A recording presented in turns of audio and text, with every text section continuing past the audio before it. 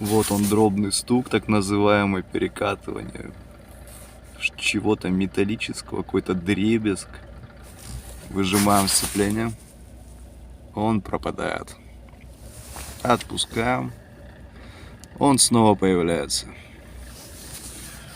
Многие говорят, что это подшипники, дефекты на шестеренках. Ребята, это не так.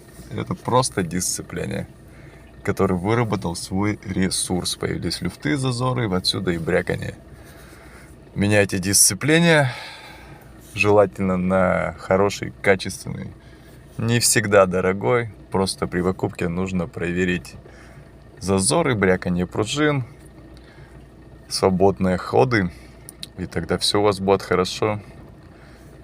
Весь этот грохочущий звук уйдет, и вы будете ездить и наслаждаться жизнью. Не надо лезть в коробку и менять какие-то там подшипники и так далее. У кого-то эта проблема появляется на 4000 пробега на новых автомобилях.